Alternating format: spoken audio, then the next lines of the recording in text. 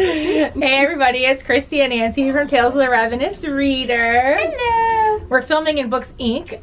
Opera Plaza today because we are here for the YA NovCon kickoff party, which features Gretchen McNeil, B.T. Gottfried, Jessica Brody, and Martha Broken Bro. Like broken toe. I'm gonna mess up one of their names. I just know it.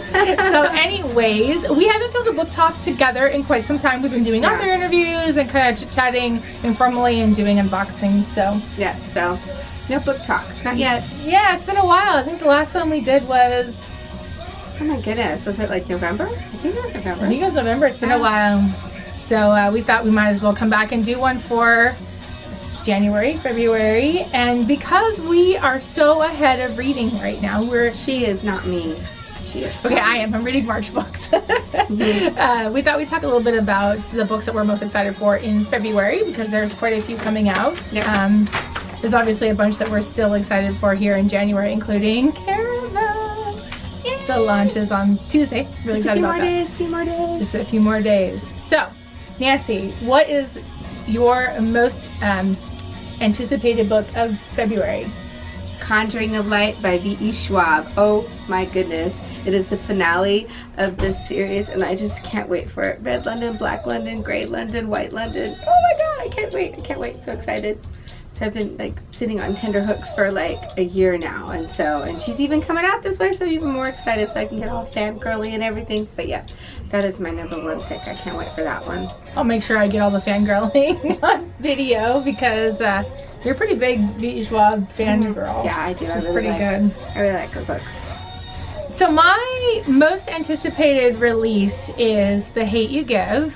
I've been talking about this book for quite some time now, and I'm really excited about the fact that we're getting some good diverse fiction out there, and that it's hopefully going to get in the hands of kids who are really trying to figure out the Black Lives Matter movement, which I feel like we're pretty steeped in here in the Bay Area and pretty fortunate for that. So I'm pretty excited about that one. That sounds like a good one, yeah. So that's another one to add to the TBR pile. I have it like pre-ordered in like 3 different ways. Really? I have the ebook, the audio, and the physical copy, and I have an ARC, but I'm waiting for the audio because I think the audio is going to be really good. Okay, so yeah, I'm waiting for audio. It's definitely coming on audio because I already have it pre-ordered. We are audiobook queens. We do long commutes and everything, so audiobooks lots of times. Yeah. Yes. What are you reading right now over audio? On audio, can't remember. I just finished Ellen Hopkins' book. You really liked that book. Yes, I did. I enjoyed it very much. So I got to interview her yesterday, so it was quite delightful. She was a pleasure to interview, and it was fun. It was a good book. Really liked it. So watch out for that interview, and so you can learn more about that book. And I highly recommend everybody purchasing it because it was very good. Yeah. So I've never known is the title of that. You know, now that I've heard her talk about it, the title makes so much more sense, and like hearing her talk about her own personal experience with kidnapping and all of that, and like the gaslighting, all that interesting stuff, and yeah, deals with a lot of good stuff. So, but I've seen that everybody, even though it is some intense subject matter, it is one of her lighter reads, which I'm like, oh my goodness, if that was a lighter read. Child kidnapping and gaslighting, totally a light read in Ellen Hopkins land. That's what they say, but I'm like, oh my goodness, because that was some intense stuff. I almost said a bad word, so I don't want to have to censure myself. What else are you waiting for besides The Conjuring of Light? What is it? Daughter of the Pirate King? Yes. By Trisha. I have to look at this because I think I'm always going to say it incorrectly. But Trisha Levenseller. I hope I pronounced that correctly. So I hear nothing but great stuff about this. So many people have told me that this book is amazing, and the ratings are, like crazy great for it. So I'm really, can you believe it? Just sitting on my nightstand staring at me and making fun of me every day, like, it's a great book and you're not reading me. And I can hear it. It's calling your name. It's calling my name. Your dreams. And I'm like, we've been so busy, and it's just, and so it's just there, and I started it, and I was enjoying it, but then other things came into play this past week, so I had to kind of like put it away, and so I'm hoping to get to it before it comes out, and then I'll probably be kicking myself because I haven't read it sooner, because it just sounds really good. So that one's another one that I'm eager for. And what are you eager to read, Megan? So it's so funny because the next book that I'm excited for, I actually there are 2 other books in the series, one novel and one novella, and I haven't yet read either. It's kind of silly, but I'm excited because I intend to read them in the near future, which is The Burning World, which is the second book in the Warm Bodies series. So he wrote the first book and he wrote a novella. I like the movie. I know, I like the movie too. And he's coming here, and it's not, I mean, I know that there's a thing about him not being a YA writer. Like, that's not his gig. Yeah. And so it's not advertised as a YA event. It's not a YA book, but I'm going to read it. And I'm going to pretend like it is a YA book. But I bought it, and it's not long. So I'm excited that there's a second book coming out, and I'm hopeful that that I will enjoy it. So if I hate the first one, I'll probably not read this one, but I'm excited for it. Well, it's worth a try. I know. You never know. You may enjoy it more than the other one. I might, yeah. I mean, and the novella is a physical novella too. It's like half the size of a book, which is interesting. Yeah. I'm like, okay, whatever. And so my next choice is Starfall, which is the companion to Starflight. I loved that book. I thought it was really cute, and this has to deal with the couple that I really enjoyed in that book. So, you know, and I'm not a sci-fi-ish type of person. She says that now, but she's been reading a lot of sci-fi. Yeah. Who knew? And that I'm really excited for that story, so I want to see how that turns out. So that was one of my top reads in there too. So is it a duology, or is there more in the series? Do you know? From what I know, it's just those 2, but hey, I could be wrong. Who knows? If it's super popular, they might get more. Like other series that are supposed to be standalones, but then kind of grow from there. Not that I mind a little bit. And those series that are 6 or more books and there's more offshoots. Yeah. Not to name any authors that Nancy loves. Yeah, sorry.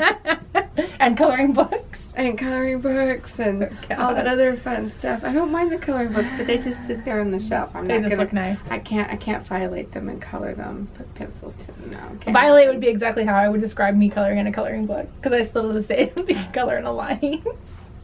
But you like to color. With me, it doesn't make me calm. No, because then I'm very, like, if I went outside the line, then I would be like all like, no, freaking out. The line. Yeah, and if I didn't get the shading right and stuff, then it wouldn't make me, like puzzles. I don't get puzzles either. They make me very like angsty. Yeah. I could see that. Because I'd want to like complete it as fast as possible. So see, that doesn't work for me. I want to see you play a video game someday, like play Mario or something. Oh my goodness, it's horrible. It's horrible. People don't ever want to play with me because I get really aggressive and I start pacing and walking around and I yell at other people while they're playing and stuff. Yeah. I want to do like a rock band day with you. That sounds fun. Oh, well, I could do that one. I could do that. That's fun though. There's no competition in rock band. Well, kind of. So I am excited for Sad Perfect. By, I think Stephanie Elliott is the author. And so I don't often seek myself in books. It's not something that I'm like, oh, I want to find myself in a book. I need to be represented in a book. But I'm really excited for this book because I am being represented in a way. So I have adult restrictive food intake disorder, I think is the technical title for it. It used to be selective eating disorder. And prior to that, it was just called picky eaters. And so if you have not met me or spent time with me, you might not know that the amount of types of food I eat are very limited. I could pretty much subsist on macaroni and cheese and fruit snacks. And the foods I eat get more and more restrictive all the time. If I have a bad experience or perceived bad experience with the food, I can no longer eat it.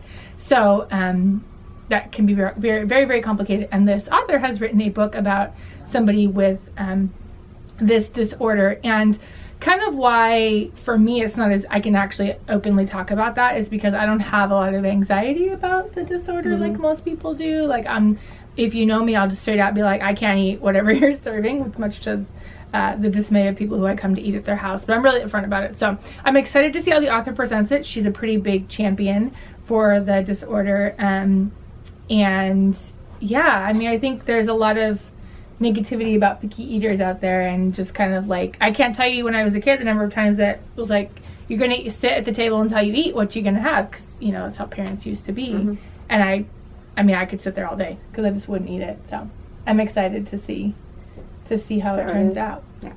Yeah. Sounds like a good one. Sounds interesting. Because we all have, I think everybody has their own version of being picky about what they eat. Yeah. You know. Not my husband. I'm pretty sure he could eat out of a dumpster.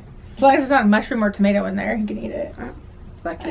I know. I can't. No. It's all about texture for me. Yes. So, yeah. Texture, taste, smell, anything. I think yeah.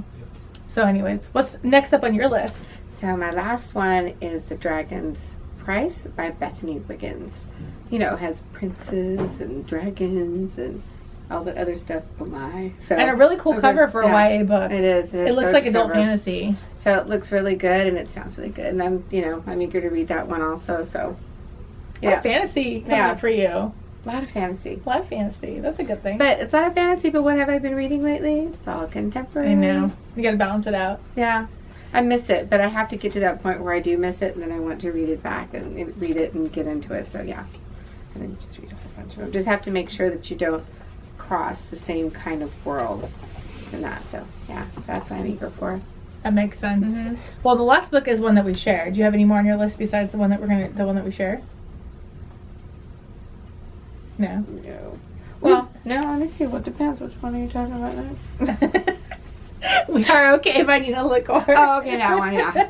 So we both have that on our list. It comes out Valentine's Day. She's got her launch coming up here. We love her. Our lovely local author. We love. Have you read her? Have you read it yet?